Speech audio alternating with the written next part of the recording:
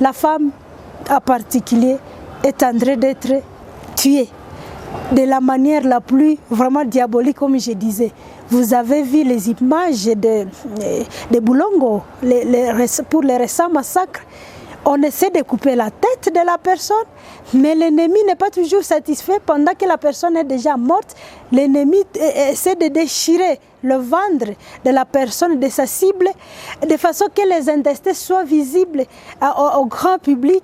Il essaie même pour les femmes de déchirer ou alors de détruire les seins. Alors, et même d'autres parties sensibles et de dignité, de grande dignité pour la femme, on comprend que c'est vraiment un problème qui toucherait même non seulement la nation, mais qui bougerait même l'humanité. Une femme que nous avons rencontrée qui a assisté à l'égorgement de son mari.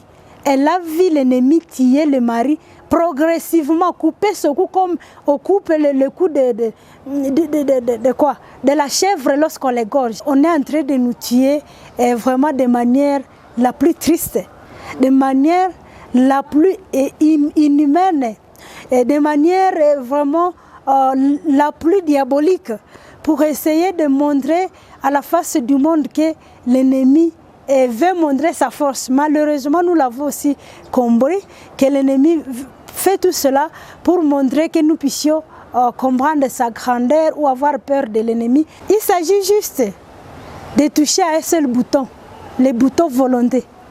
Donc, si Tshisekedi touche ce bouton-là, volonté, et toucher un deuxième bouton qui s'appelle sacrifice. Mais aussi le président doit être courageux.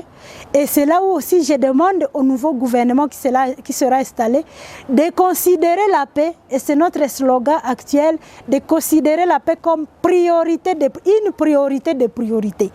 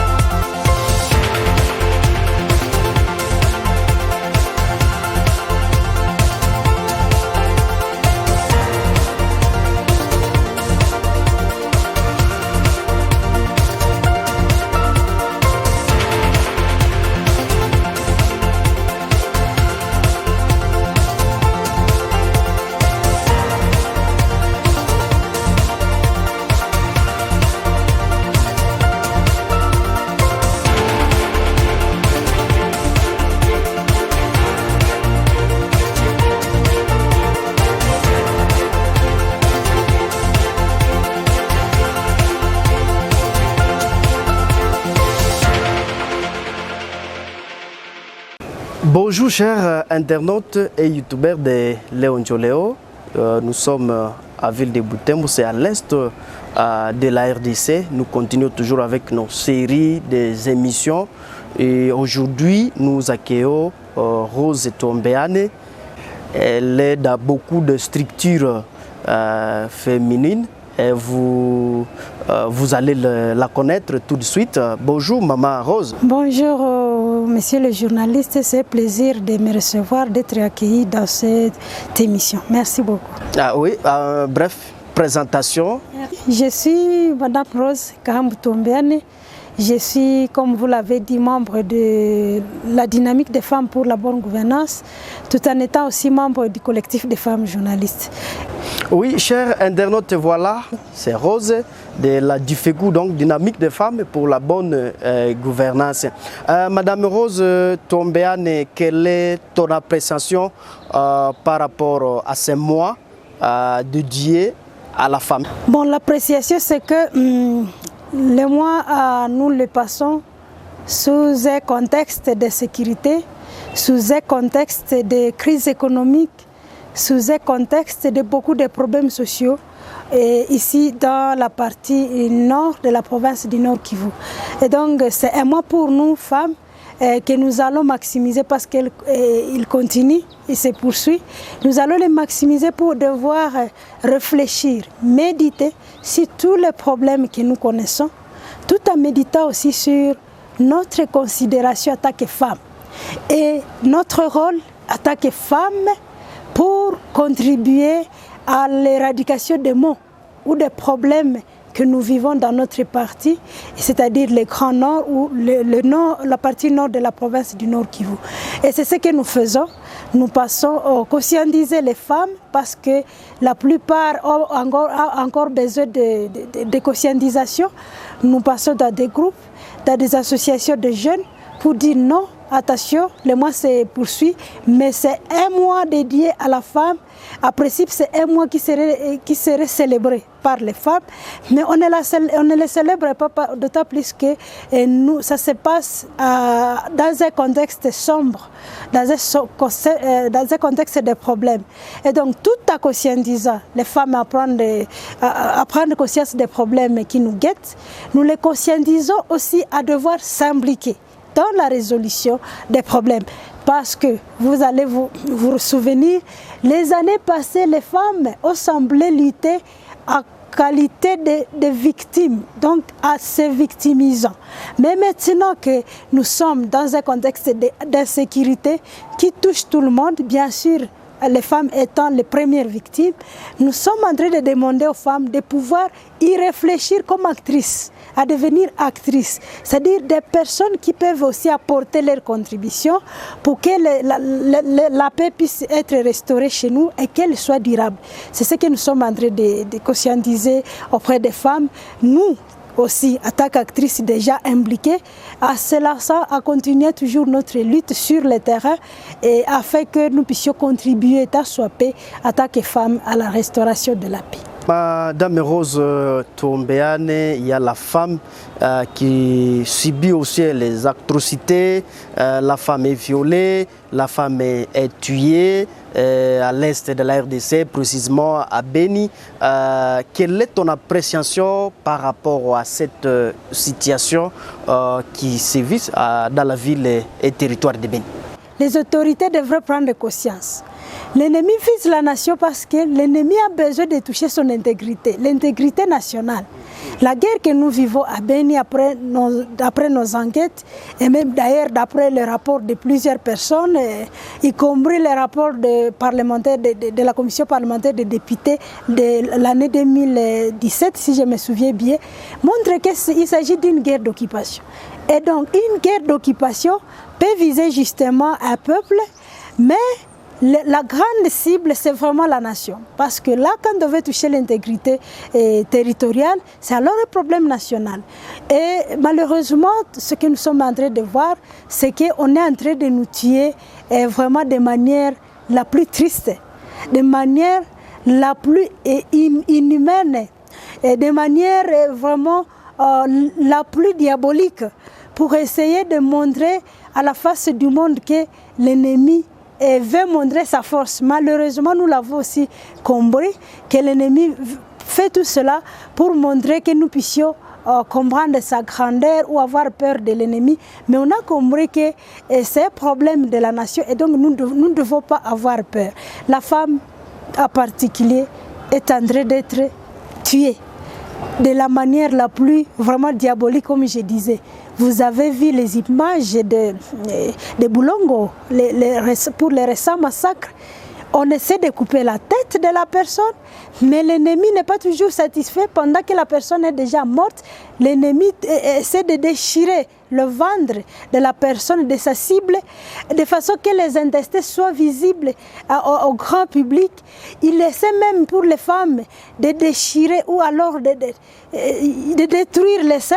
Alors, et même d'autres parties sensibles et de dignité, de grande dignité pour la femme, on comprend que c'est vraiment un problème qui toucherait même non seulement la nation, mais qui bougerait même l'humanité. Parce que ce qui se passe à Beni n'a jamais été vécu ailleurs, il faut nous le dire. Même si au Rwanda, les gens parlaient de génocide, je crois que ce n'était pas même vraiment le cas. ce n'était pas semblable à ce qui se passe à Beni.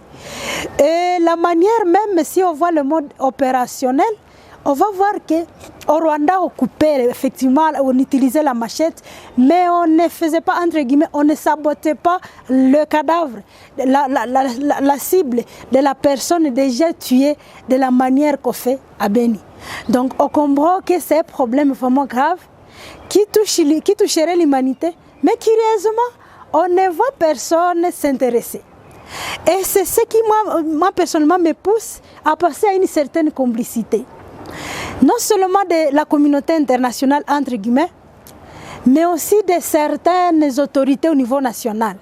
Parce qu'on ne peut pas combattre, messieurs les journalistes, qu'on tue plus de 4000 personnes, et à la manière que nous connaissons bien, et qu'à Kinshasa, au moins les gens essaient d'être à l'aise, de statuer sur la réforme des institutions, et qu'au niveau des Nations Unies à New York, et que dans les pays qui s'appellent grandes puissances, qui devraient s'intéresser aux problèmes, et que dans des pays où on parle beaucoup de droits de l'homme, et que dans les pays qui se disent aussi sensibles à la personne de la vie humaine, rien, on n'attend rien de déclaration, rien de soutien. Et donc, ça laisse à penser, et ça nous amène vraiment à penser qu'il y a une main noire, non seulement à l'interne, au niveau de nos autorités, mais aussi à l'extérieur. À l'extérieur parce que, si vous voyez même, si vous entrez dans l'histoire de la guerre de Beni, moi j'ai toujours dit que ce n'est pas vraiment une guerre qui a commencé là-bas, mais c'est une guerre qui a aussi son histoire dans toutes les rébellions étrangères qui nous ont déjà attaqués. Et si vous voyez les dates, 2014, le massacre commence, pendant que l'M23 était déchu à 2013. Donc une année après, juste quelques mois d'organisation. Et moi j'ai toujours pensé que c'est vraiment la continuité. Même si aujourd'hui l'Amérique peut nous parler de ceci ou de cela, j'ai dit oui. Mais moi j'ai toujours pensé que c'est la même guerre que nous avons connue à Goma et dans les Rutshuru par le M23 qui a été transférée à Beni pour essayer d'intimider les habitants, la population du Grand Nord, afin que celle-ci puisse fuir et laisser l'espace. Pourquoi j'ai dit ça? Parce que, comme j'ai dit, si vous voyez le chronogramme et si vous voyez le mode opératoire plutôt, c'est le même mode du Rwanda, même si on essaie d'aggraver, on essaie de mettre un degré plus aigu. Mais c'est le même mode opératoire. Et depuis qu'on a commencé à parler des massacres à Beni, il y avait une autre rébellion qui était très active chez nous dans la province, ça s'appelait FDLR. Mais aujourd'hui, avec les massacres de Beni, cette rébellion semble être moins active.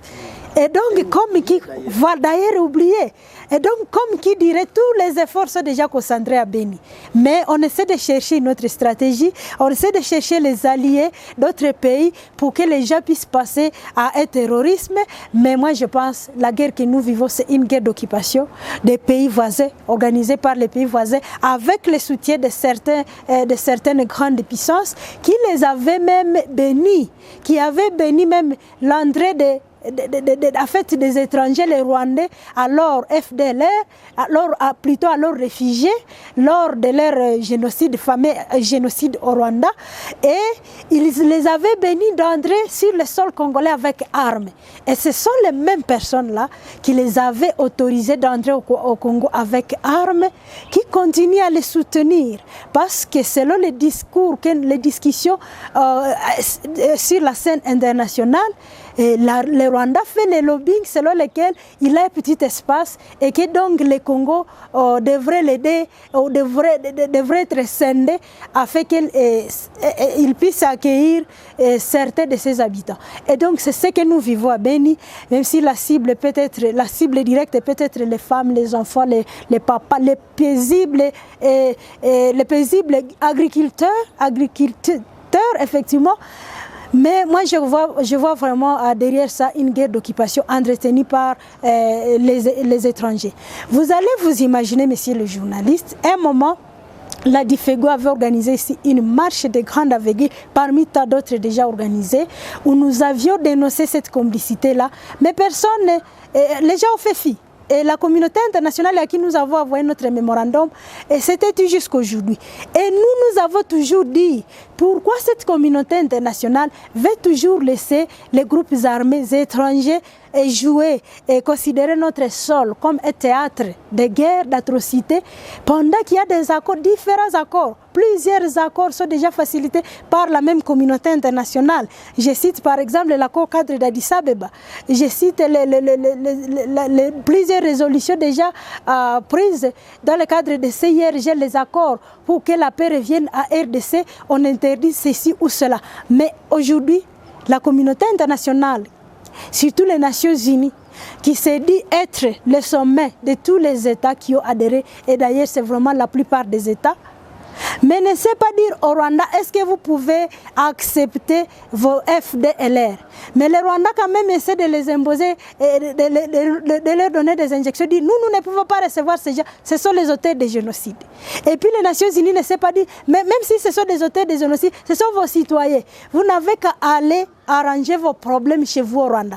Mais les Nations Unies essaient de se taire et observer pendant que ces gens-là, qui sont entre guillemets auteurs du génocide, essaient aussi de massacrer, s'attaquer à la population congolaise qui les avait pourtant accueillis vraiment avec toute gentillesse.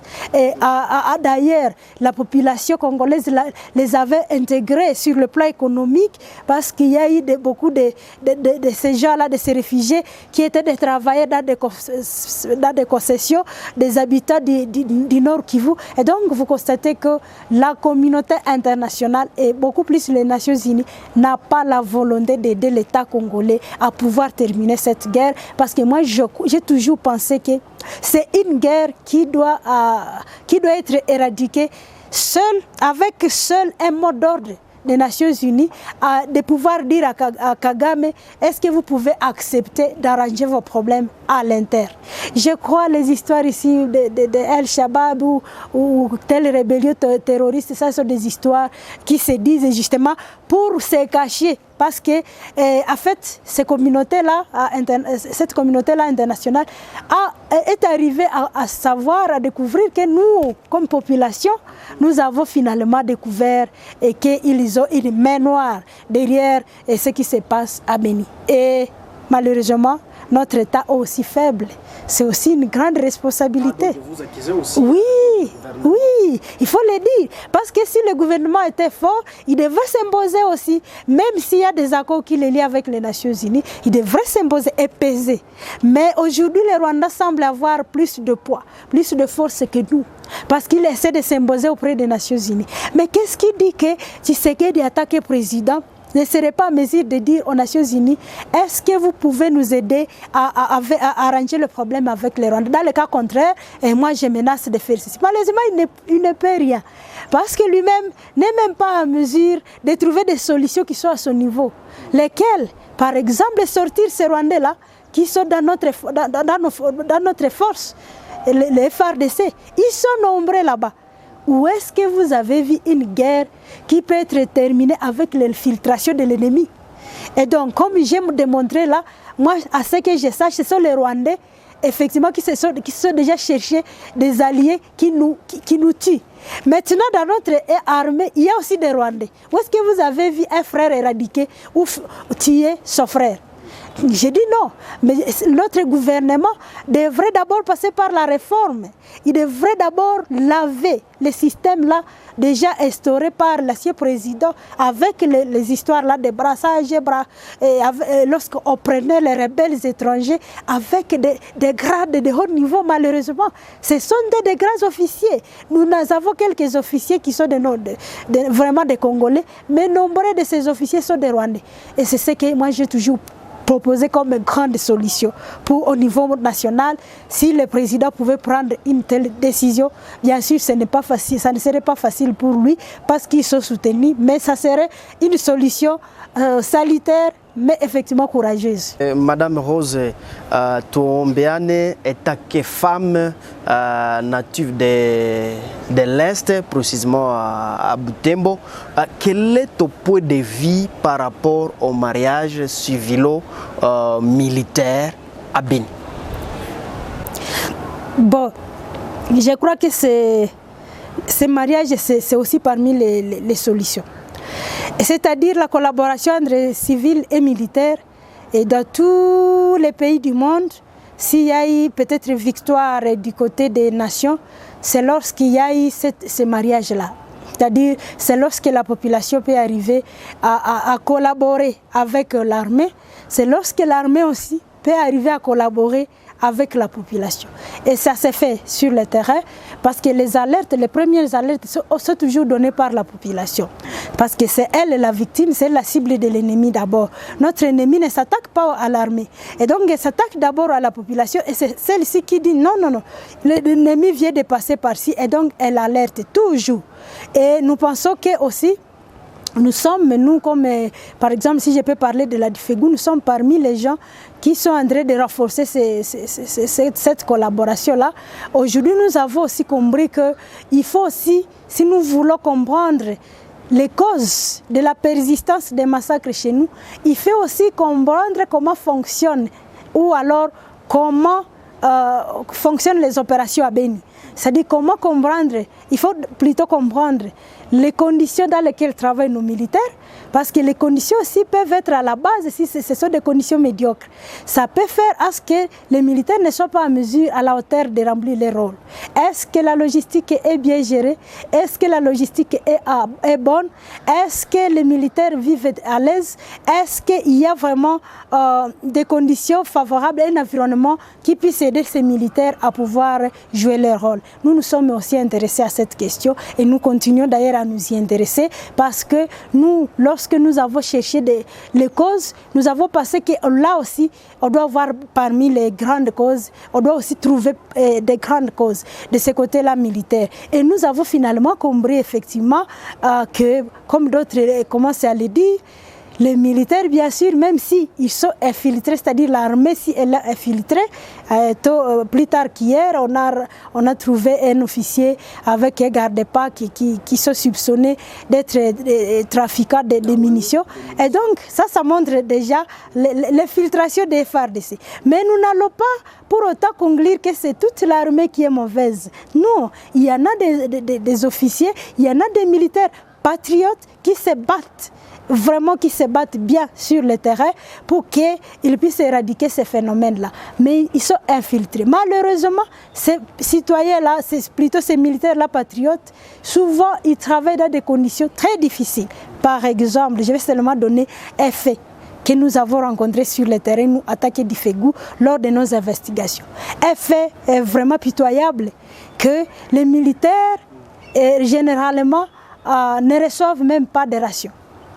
Et donc, on leur amène une nourriture qui peut les aider pendant 5 jours.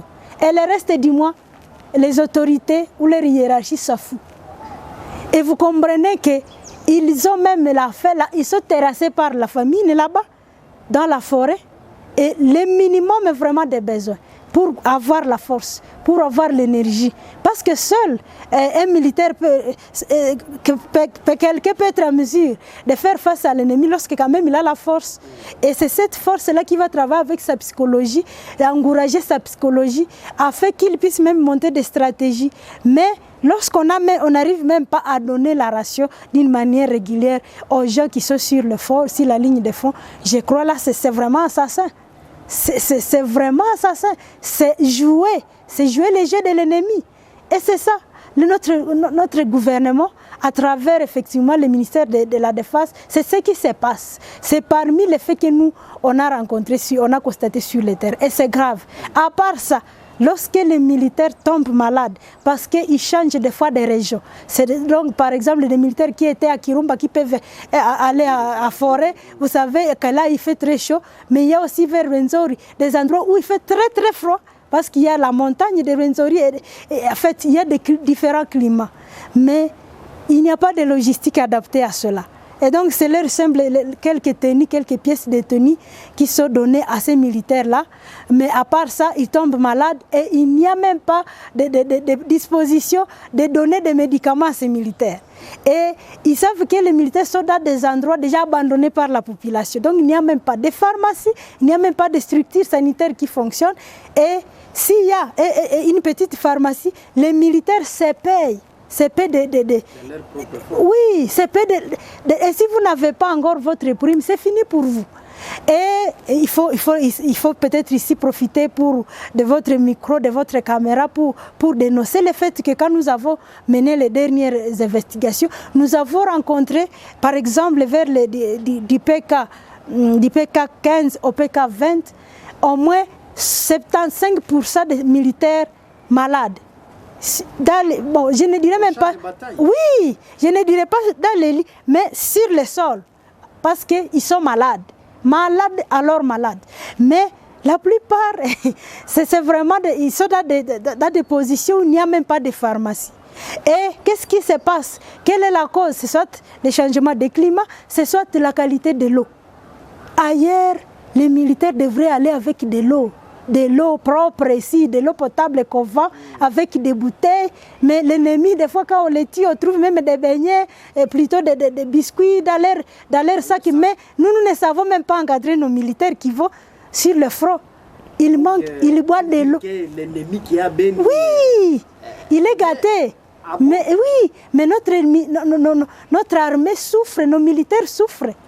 Ils souffrent et je ne sais même pas comment exprimer cette souffrance parce que j'ai vu de mes yeux. Je les ai vus. Et comme je venais de dire, par terre, couchés sur des sacs. Et donc, dans des conditions très difficiles. Mais Rose, donc peut-on espérer retour de la paix à l'est de la RDC dans la gestion en fait de Félix Tshisekedi? Oh, oui, moi j'ai toujours été optimiste et je ne dois qu'en tant qu'activiste, je ne dois que donner un message d'espoir à la population. Moi j'espère bien. J'espère, il s'agit juste de toucher à un seul bouton, le bouton volonté. Donc si Tshisekedi touche ce bouton-là, volonté, et toucher un deuxième bouton qui s'appelle sacrifice. Parce que la guerre est soutenue, comme je l'ai dit, qu'il essaie de prendre une décision courageuse. Courageuse parce qu'il y aura d'autres conséquences peut-être dans ces relations. Mais s'il compte, s'il veille sur les relations, là alors il y aura un problème, le problème persistera. C'est pourquoi j'ai dit que la population doit toujours garder espoir, mais aussi le président doit être courageux. Et c'est là où aussi je demande au nouveau gouvernement qui sera installé de considérer la paix, et c'est notre slogan actuel, de considérer la paix comme une priorité de priorité. Parce que si on veut mettre fin à la question de Béni, il suffit de toucher le bouton là que j'appelle volonté. Et toucher le bouton volonté veut dire d'abord extraire l'ennemi des FARDC, c'est-à-dire extraire les étrangers des FARDC. C'est la volonté, ça ne demande pas de l'argent. Il y a plein d'officiers, il y a plein de militaires au Congo. C'est question de dire à partir d'aujourd'hui, il extrait tel, il retire tel. Et il essaie de les mettre quelque part à la disposition de la hiérarchie militaire. Et c'est la parole. Là, c'est vraiment la parole. La deuxième solution qui cadre toujours avec la volonté, c'est essayer de contrôler si ce qu'il donne est bien géré. Et là, je parle de la logistique. Il devrait lui-même gérer ça, il devrait gérer ça à partir même de ses structures. Parce que les militaires souffrent. Peut-être que l'État congolais est en train de donner la logistique, mais détournée. Vous savez, il y a eu les mois passés, on a encore découvert un fait aussi diabolique, un fait pitoyable, où on avait encore trouvé un officier qui avait vendu la ration militaire, qui avait vendu. Il y en a d'autres qui détournent même l'argent. Voilà, l'argent aussi. Donc c'est grave. Et qu'est-ce qu'il faut pour le président? La volonté de restructurer l'armée du sommet à la base et savoir qui peut gérer la logistique. Moi, si j'étais Tshisekedi, je devrais gérer la logistique militaire parce que j'ai la volonté de terminer, de mettre fin à la guerre. Je devrais la gérer comme je suis en train de gérer Ebola et Covid. Parce que c'est aujourd'hui Tshisekedi qui gère Covid. Lorsqu'il a installé Muyembe, Muyembe fonctionne sous la présidence, sous la houlette de la présidence. Et donc, il pourrait faire la même chose parce que la Covid n'est pas plus grave que la guerre, les massacres. Le corona n'est pas plus grave que les massacres à Béni. Et donc, il doit voir ça.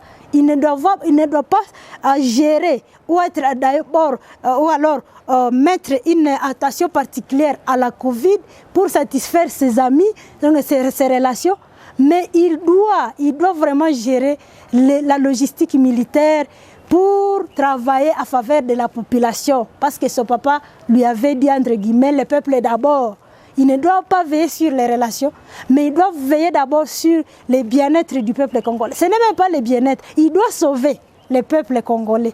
Il doit sauver le peuple de Beni, qui est en train d'être tué vraiment de manière vraiment à cascade, qui est en train d'être tué de manière la plus diabolique. Il doit sauver, et s'il veut sauver, il doit prendre en charge certaines choses pour que la paix revienne. Il doit aussi, les parlements maintenant aussi, doivent quand même aussi avoir la volonté de diligenter une enquête parlementaire sur la gestion même des opérations de Beni.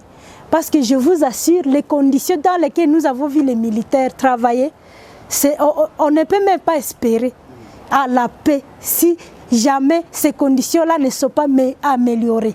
Et donc, les députés aussi doivent arrêter de se perdre dans des questions, bien sûr, qui sont aussi importantes, comme la réforme institutionnelle, mais ils doivent voir d'abord comment sauver la vie.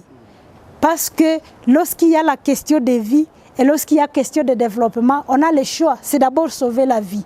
Ils doivent diligenter une enquête afin que les auteurs de détournement, les officiers affairistes puissent être arrêtés et mis à la disposition de la justice. Et nous voulons les voir condamnés et d'ailleurs payer les dommages à la population du Kivu, à la population de Butembo Beni, à la population congolaise qui a longtemps souffert à cause de leur complicité. Merci Madame Rose Tombeane. Avez-vous un message aussi particulier à adresser à la femme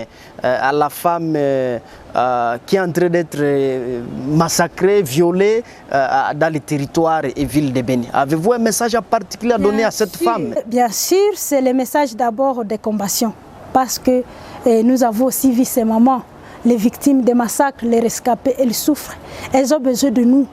Elles ont besoin de nos encouragements, même si elles ont perdu les enfants. Il y en a une femme que nous avons rencontrée qui a assisté à l'égorgement de son mari. Elle a vu l'ennemi tuer le mari progressivement, couper son cou comme on coupe le cou de la chèvre lorsqu'on l'égorge, jusqu'à ce qu'elle a vu comment son mari est mort. Elles sont nombreuses. Je leur dis vraiment du courage. Que cela ne puisse pas nous affecter au point que nous puissions retirer l'amour à notre chère nation. Soyons toujours patriotes, encourageons les enfants orphelins, montrez-leur que c'est notre pays, montrez-leur que nous devons nous battre à Dieu et nous devons nous battre avec notre âme. Et j'en appelle à d'autres femmes qui vivent dans des milieux sécurisés comme nous ici à Butembo et partout à RDC, de pouvoir se solidariser avec nos sœurs, avec nos mères qui sont en train de souffrir à Beni, par tous les moyens. Se solidariser signifie présenter toujours des messages de compassion et venir en aide à ces veuves qui sont déjà restées dans des conditions difficiles économiques et parce que leurs champs sont actuellement envahis par l'ennemi. Nous avons vu les cacao pourris dans des champs, nous avons été sur le terrain. Ce sont les richesses de notre population. Les femmes de la diaspora, qu'elles soient au Congo, qu'elles vivent en France, dans tous les pays, nous lui demandons de montrer cet amour à leurs sœurs, à nos sœurs qui sont à Beni. Et la meilleure compassion serait encore de nous battre. Nous devons devenir toutes des militantes partout où nous sommes. Nous devons crier. J'ai toujours donné l'exemple de la poule qui est attaquée. Lorsque la poule voit ses enfants attaqués, elle essaie d'être vraiment féroce. Et elle saute sur n'importe qui. Même si vous n'avez pas encore touché le poussé, mais la poule est prête à se défendre. Nous devons défendre les autres. C'est nous les mères. C'est nous les mères qui devons alerter. Même si nous n'avons pas la force de protéger, mais alertons d'abord. Parce que quand la poule crie, elle cherche le soutien, le secours. Alertons, faisons des manifestations partout dans le monde. soutenons ceux qui font les investigations comme nous. Parce que quand nous le faisons, c'est pour avoir la vérité. Nous n'allons pas crier comme ça, mais nous devons aussi chaque fois chercher la vérité. Pour qu'au grand jour, la vérité soit révélée, afin qu'aussi une justice traditionnelle soit aussi, voit les jours après même le retour de la paix. Donc, j'en appelle à une mobilisation, à une forte mobilisation des femmes. D'abord, comme c'est notre mois, vraiment autour de la question des bénis, nous devons nous soutenir. Très prochainement, nous allons organiser des manifestations de grande envergure à Kinshasa, dans la capitale, lorsque le gouvernement sera installé. J'en appelle à toutes les femmes partout dans le monde, les Congolaises, même les femmes d'autres pays, d'autres nationalités, de nous soutenir par aussi l'organisation des activités parallèles dans leur pays. Vous êtes à la diaspora, essayez aussi d'organiser d'autres activités et nous, à nous aussi de vous partager les informations que nous avons. Mais pour le faire, nous avons besoin de vos contacts. C'est vous qui êtes là, c'est vous qui suivez Léon Njoleo. Essayez de nous contacter pour que nous puissions voir ensemble, de la base au sommet à Kinshasa, et si en allant vers d'autres pays où vous vivez, que nous appelons diaspora, essayez de nous aider. Quand l'ennemi va voir cette solidarité, elle aura peur sans doute, parce que nous ne nous sommes pas encore solidarisés jusque-là. Nous n'avons pas encore bougé et nous avons nos âmes. Bougeons avec nos âmes. Nous n'allons même pas prendre les armes. Nous pouvons bouger le monde avec nos âmes et ça va aller, la solution sera là. Merci chers internautes et youtubeurs de Léon Njoleo dans les 4 coins du monde. Et vous venez de suivre Madame Rose Tombeane, elle est membre de Dynamique des femmes pour la bonne gouvernance ici à République démocratique du Congo. Nous vous fixons un prochain rendez-vous. Restez toujours connectés à Léon Njoleo. Je suis Mwanam Penti Mantekel à la présentation. Au revoir. Merci.